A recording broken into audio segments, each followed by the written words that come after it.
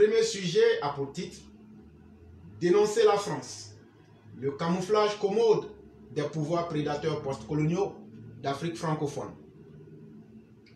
Derrière la dénonciation de la tutelle néocoloniale de la France, à laquelle la junte malienne d'Assimi Goïta substitue de manière volontaire une nouvelle tutelle néocoloniale endogène interne, celle de la junte elle-même, et externe, celle du régime de M. Vladimir Poutine en Russie, s'exprime par une conscience victimaire qui dissimule la résilience d'une servitude volontaire locale, celle d'une élite dirigeante postcoloniale qui a cédé à la loi de son ego, aux 7 péchés capitaux, et qui par la suite de cette défaite interne a intériorisé les antivaleurs de la colonisation au point d'en appeler à une nouvelle tutelle coloniale externe pour abriter sa propre avidité prédatrice locale sous la forme d'une dictature politique, d'un régime d'arbitraire et de force brutale.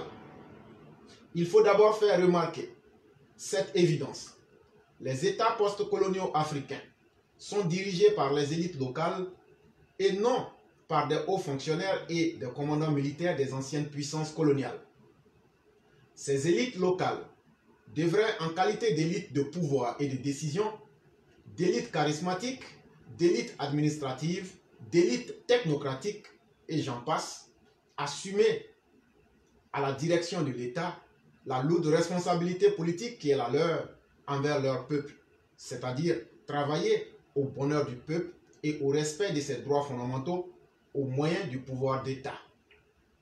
Cette responsabilité consiste à affranchir par des choix politiques éclairés les peuples contre l'autonomisation sociale, contre la fragmentation communautaire et contre la dépendance. Ce rôle de responsable politique du destin des peuples à la tête d'un État qui se situe au-dessus des communautés ethniques locales requiert de la part des chefs de parti, des chefs d'État et de leurs intellectuels organiques une aptitude à la généralité et à la réflexivité de la clairvoyance, un souci de l'intérêt général et du bien commun,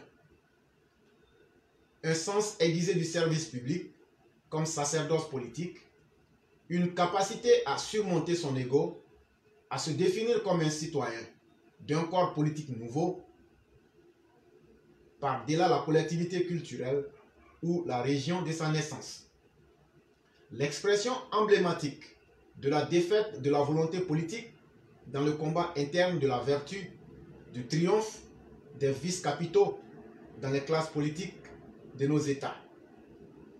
Parlons de l'épreuve du miroir, qui enseigne que la source de l'aliénation humaine est toujours interne et qu'il faut triompher de soi-même pour pouvoir vaincre toutes les forces externes d'aliénation. Il en résulte que, comme tout chef politique, les dirigeants des États postcoloniaux africains ne peuvent se dispenser de la capacité d'abnégation de soi, de réflexivité, de clairvoyance, de prudence au sens aristotélicien du terme, de ces vertus personnelles cardinales qui permettent aux dirigeants politiques de dépasser son ego pour se mettre au service de son peuple ou, si vous voulez, de la cité. Que l'on conteste la légitimité de l'État postcolonial en y voyant un instrument d'aliénation chargé de proroger l'ancienne domination coloniale sous une forme néocoloniale ne fait que renforcer l'impératif de ces vertus personnelles qui permettent à l'ego de se transcender pour vaincre les forces externes d'aliénation. C'est en cette situation d'aliénation que l'on exige du chef politique une capacité de perspicacité, de clairvoyance de jugement, d'abnégation de soi au service des idéaux de liberté et d'égalité. L'enjeu dans cette situation est de pouvoir mobiliser au service de l'émancipation de la société globale la puissance publique dont on dispose en qualité d'élite, de pouvoir et de décision, d'élite charismatique, d'élite technocratique, et administrative d'utiliser au service de la liberté du peuple et de ses droits fondamentaux les forces régaliennes de l'État et le trésor public. Il s'agit de réussir à transmuer les chaînes de l'histoire en instruments de libération et d'émancipation par un bon usage de la liberté d'action et de choix que n'abroge jamais la dépendance externe. Les conditions historiques influencent l'usage du libre arbitre, mais ne les déterminent pas. La liberté de choix du chef politique dans l'État postcolonial africain est irréductible. Au sens sartien du terme, ce chef politique africain qui doit parvenir à surmonter les diverses dépendances historiques par sa clairvoyance, sa capacité de jugement et la pertinence pragmatique de ses choix est toujours en situation entre guillemets, parce que dans la théorie des Sartre, lorsqu'on dit que quelqu'un est en situation, ça veut dire lorsque tu as des choix difficiles à faire, c'est ce que ça veut dire.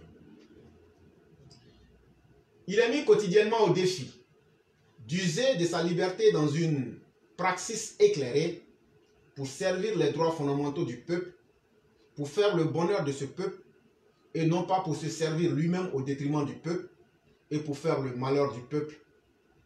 Force est de reconnaître que la plupart des acteurs politiques d'Afrique subsaharienne ont échoué lamentablement dans ce combat contre la dépendance, contre la rareté et contre la servitude externe.